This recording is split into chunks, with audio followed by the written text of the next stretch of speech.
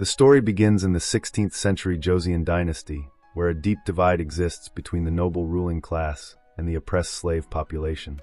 Among them is a young slave named Cheon, who was born into bondage because his mother served as a housemaid under the Minister of War. According to the laws of the kingdom, any child born to a slave woman is also a slave, regardless of the father's status.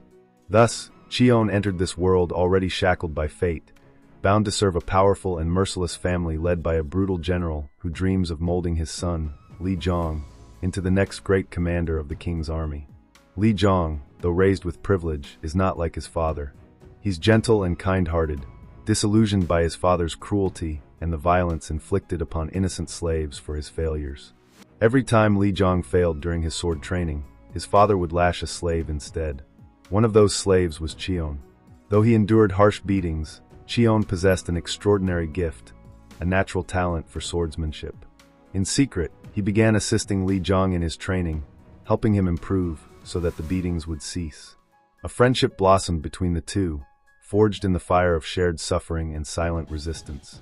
One night, unable to bear the torture any longer, Cheon attempted to escape. He ran through forests, rivers, and villages only to return to his father's home seeking refuge. But by the time he arrived, his father was dead. Captured again, Cheon was dragged back to the general's estate and punished brutally. Yet despite all this, he continued to help Lee Jong train, and eventually, their bond grew strong enough to surpass the master-servant relationship. Years passed. Lee Jong got married and had a son of his own. His father continued to see Cheon as nothing more than property, but Lee Jong cherished him as a friend. Still, society saw Cheon as nothing but a slave.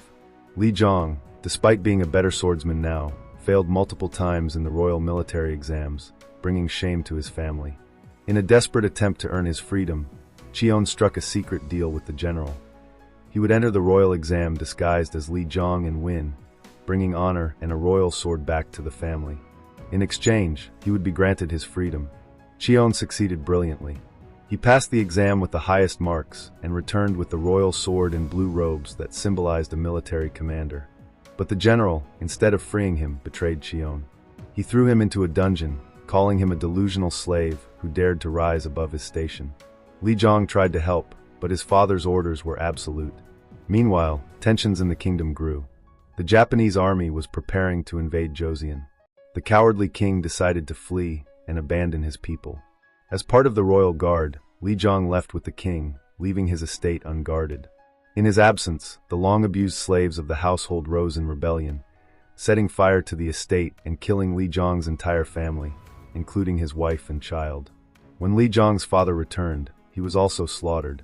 Cheon, still locked in the dungeon, awoke to find the entire house burned down, bodies hanging on walls, and ash scattered everywhere. Believing all hope was lost, he donned the royal blue robe and took the sword, the very symbols of the freedom he had earned but was denied. He escaped, unaware that a loyal soldier of Lee Jong saw him fleeing the scene. He reported this to Lee Jong, who was devastated by his family's death and became convinced that Cheon had betrayed him and murdered everyone. While the people of Joseon turned against the king, attacking him for his cowardice and selfishness, Lee Jong, blinded by grief and rage, began to kill citizens who protested against the king. He ignored the corruption and brutality of the royal court, focusing solely on avenging his family. Meanwhile, Japanese soldiers invaded the land, slaughtering and destroying everything in their path. With the king in hiding, the country had no leadership, no protection. But a new legend was rising, a warrior in blue, with unmatched sword skills, rallying the people and forming a resistance to fight against the Japanese. This warrior was none other than Cheon. People began to believe in him. They saw him as a savior, a messiah in blue. For the next 7 years, Cheon led countless battles against the invaders, winning every time, protecting the weak, and becoming a symbol of rebellion and hope. Despite his victories, Cheon remained in hiding from the king's forces. Lee Jong continued to hunt him, still convinced he was the murderer of his family. In the shadows, the king finally returned after 7 years of hiding. His people were starving. Children begged for food in the streets, and the royal officials feasted behind palace walls as if nothing had happened. Cheon and his allies captured a notorious Japanese general known for mutilating his victims and brought him as proof of their continued efforts. One loyal royal general, who admired Cheon, promised that if they presented this Japanese leader to the king, their group would be granted food, protection, and freedom. Chion was hesitant, but some of his allies were tired of running and fighting. Among them was Byam, a fierce warrior woman, who didn't trust the king and wanted to steal food from corrupt officials and feed the starving instead. The group split into two. One side wanted justice and freedom through diplomacy, the other wanted justice through rebellion. Chion chose to trust the general. He accompanied him and a few warriors into the capital to present the captured Japanese commander. But once inside, Li Zhang saw Chion and immediately accused him of being a traitor. Fueled by revenge, he whispered poison into the king's ears, claiming Chion's group had been killing royal officers and stealing supplies. The king, terrified of another rebellion, ordered them arrested. Chion barely escaped, but the royal general and several of Chion's closest allies were captured.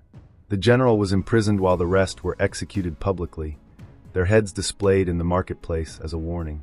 Chion witnessed this horror from the shadows, his heart breaking. He realized the truth. The king was not a coward but a monster. His own friend Li Zhang had become the sword of that monster.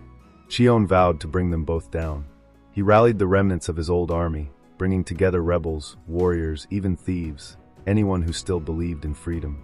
Meanwhile, the greedy king learned from Li Zhang that the captured Japanese commander had revealed the location of a hidden treasure buried deep in the forest.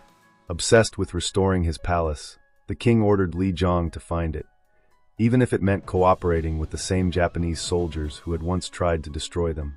Loyal ministers protested, asking how the king could behead his own citizens and welcome former enemies into his army. But the king didn't care. Li Zhang, now numb and broken, obeyed. He set out with a new force, a mix of royal guards and Japanese mercenaries, searching for the treasure. But his true mission was to find Chion and kill him. Chion's group also learned of the treasure. He believed that if they reached it first, they could use it to rebuild their rebellion, feed the people, and free every last slave. With the help of forest trackers and old allies, they found the treasure first, dozens of chests filled with gold, weapons, and precious stones.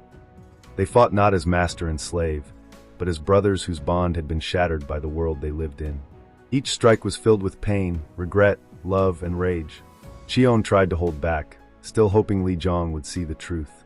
But Li Zhang was beyond reason. His mind was poisoned by years of grief and lies. The fight raged across the temple grounds. They crashed through pillars, tumbled down staircases, rolled into the broken sanctuaries where monks once prayed. Li Zhang struck Chion across the face, opening a gash over his eye. Chion stabbed Li Zhang in the leg, making him stumble. Blood painted the stones. Then Chion screamed, "It wasn't me. I didn't kill them." Li Zhang froze for a second, breath ragged, his sword trembling. Chion stood there, hands low, eyes burning not with hate, but sorrow. "Your father betrayed me. I was locked away. I woke up in ash and corpses. I didn't do this." Li Zhang looked into his eyes. For the first time, doubt entered his soul. Memories flashed, his wife's smile, his son's laugh, Chion secretly feeding him his children, their nights training in silence, their promises. But before he could say anything, a surviving Japanese soldier, hiding in the ruins, rose from the shadows and stabbed Chion through the side. Chion cried out, stumbling backward. Li Zhang turned, roaring, and decapitated the attacker in a single swing. He rushed to Chion's side, holding him as blood soaked the ground. "You fool," Chion whispered, coughing. "You took too long to believe me." Li Zhang laughed through tears.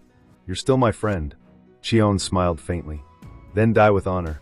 Li Zhang stood up and turned toward the horizon. Another group of Japanese soldiers were approaching, the last of their kind in the region, scattered and violent. Li Zhang picked up his sword. "Stay alive," he said to Chion, then charged. He fought like a madman, cutting down soldier after soldier. But he was already wounded. He took a spear to the chest, fell to his knees, and used his last breath to drive his sword into the enemy commander's heart. When it was over, both Chion and Li Zhang lay on the stone floor side by side. The blue robe was torn, the royal sword cracked, but in that moment, they were just two boys again, tired, broken, but together. Ryo and Byam arrived minutes later, too late to stop the battle, but in time to hear Chion's final words. "Don't stop the fight." Byam wept over his body. Ryo lit the ceremonial flames, and the mountain temple burned as the sun rose. Back in the capital, the greedy king opened the treasure chests that had finally arrived, expecting gold and jewels. Instead, he found salt and dozens of severed Japanese noses preserved in jars. It was a warning. The treasure was a trap. The palace erupted in chaos. The people, furious at the lies and betrayal, stormed the palace walls. The soldiers, starved and broken, refused to fight. They laid down their weapons. Ministers fled. The king stood alone on his throne as the people dragged him out into the courtyard, placing him before the very same public square where he had hung the heads of rebels. Now, it was his head they demanded. The rebellion spread. Chion's name became a legend, the warrior in blue who fought without a crown, without a name, for freedom. Statues were never built in his honor, but songs were sung, fires were lit, and his story passed down through generations. Byam and Rio continued the movement, freeing slaves, feeding the poor, and rebuilding the kingdom not on power, but justice. In the mountains where the temple once stood, a lone tree grew from the ashes. No sign of battle remained, only peace. And somewhere in the whispers of the wind, children still speak of two boys, one born a noble, the other a slave, who once changed the course of history not by ruling, but by standing for what was right. Because sometimes the greatest uprising begins with a friendship.